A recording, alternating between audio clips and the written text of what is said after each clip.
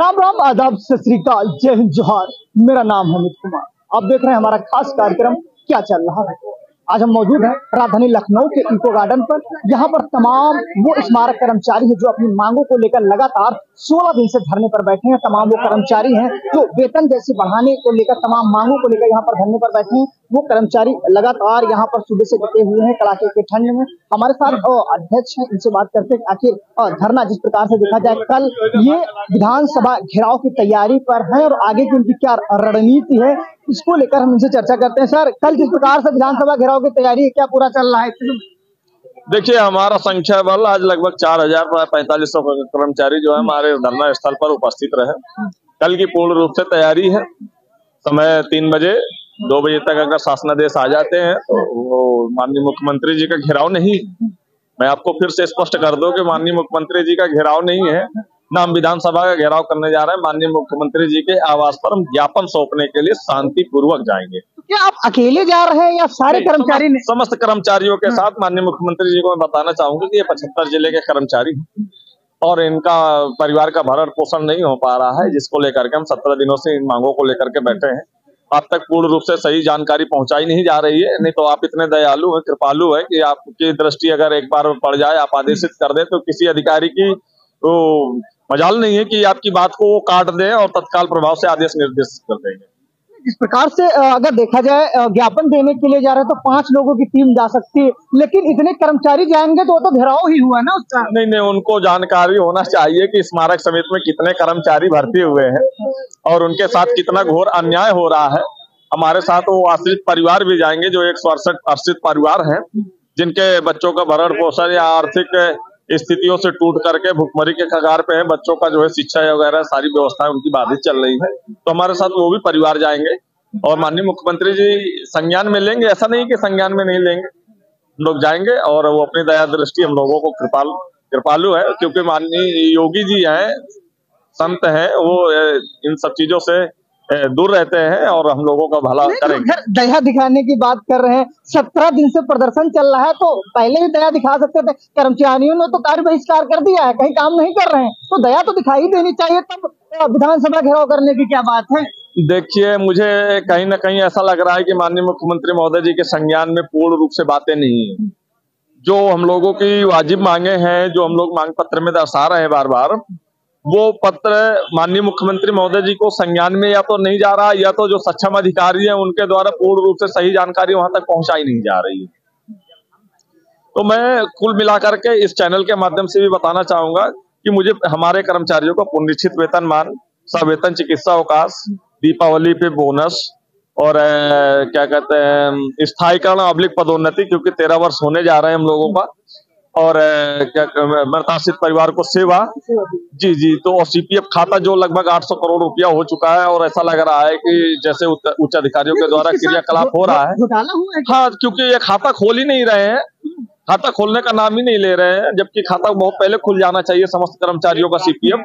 लेकिन ये लगभग 800 करोड़ रुपया हो गया 2011 से अब तक 2023 तक। तो कहीं ना कहीं ऐसा लग रहा है, प्रतीत हो रहा है कि पूर्व में 10 करोड़ 75 लाख का घोटाला हुआ और ये खाते भी नहीं खुल रहे, तो इसका मतलब हमको ऐसा महसूस हो रहा है कि 800 करोड़ पूरा घोटाला हो चुका लगभग। आरोप लग रहा है कि ऐसे बैंकों में खाता खोला गया जिनको बैंकों को आप लोगों को पता नहीं है बैंक कहां से आ गया। जी, हमको कोई जानकारी नहीं कि किन बैंकों में FDI कराई गई, क्या कराई जा रही है, कहाँ है पैसा। बस हमारे वेतन से कटौती कर ली जाती है, बाकी इसकी जानकारी कहीं नहीं है कि कहाँ है हमारा पैसा। कोई सुरक्षित नहीं है, क्योंकि 168 परिवार खत्म हो गया। उनका जो नियुक्ति अंशदान के रूप में जो पैसा कटा है कटौती के रूप में, उनको वो पैसा आज तक वापस मिला नहीं। उन परिवारों को पैसा नहीं मिला जिनका वेतन से पैसा कटता था, उनकी डेथ हो गई, उनके परिवारों को कुछ भी पैसा नहीं मिला? नहीं, उसका कोई पैसा नहीं मिला। और यहाँ तक कि जो है अधिकारियों के द्वारा जो हम लोगों को 1 लाख इंश्योरेंस पॉलिसी होती है, जो 1 लाख रुपये बीमा धनराशि होती है, यहाँ तक कि 1 लाख रुपये वो बीमा पॉलिसी भी नहीं दी जाती। बहुत से कर्मचारियों को हमारे बीमा पॉलिसी भी नहीं दी। कल तैयारी है पूरी तरह से? बिल्कुल पूरी तरह से तैयारी है।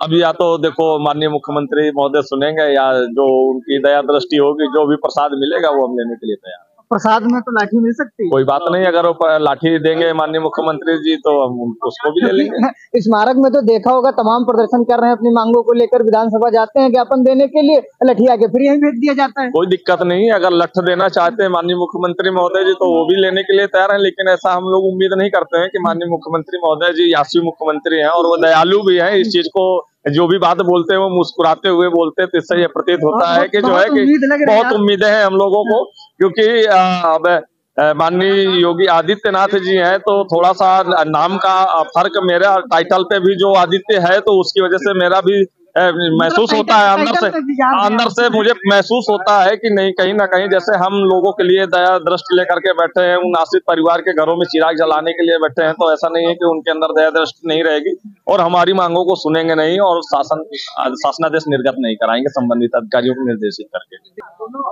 देखिए, स्थापना दिवस है अंबेडकर पार्क में आंतरिक में गोमती नगर, और सेना के सम्मान में हम लोग कार्य करने के लिए तैयार हैं, लेकिन हम अपने भ्रष्ट अधिकारियों की बात ना मानते हुए जो है सेना की बात मानते हुए देश के सम्मान को रखते हुए, क्योंकि वो हमारे देश के रक्षक हैं और वो अपने जान माल को लेकर के हमारे लिए हमेशा सदैव 24 आवर्स तत्पर रहते हैं, तो हम उनके कार्य को में बाधा ना करते हुए बाकी समस्त परिक्षेत्रों में कार्य बहिष्कार रहेगा, लेकिन अंबेडकर आंतरिक क्षेत्र में हम काम कराने के लिए तैयार है, उसमें कोई दिक्कत उत्पन्न नहीं होने देंगे। अगर उनके द्वारा हम लोगों को गाड़ियों की कुछ व्यवस्था करवा देते तो हम यहाँ से सफाई कर्मचारियों को भेज करके वहाँ की सफाई की व्यवस्था करवा देंगे, जिससे कि किसी भी प्रकार से स्थापना दिवस पर बाधाएं न उत्पन्न हो। बाकी अन्य परिक्षेत्रों में कार्य बहिष्कार जारी रहेगा।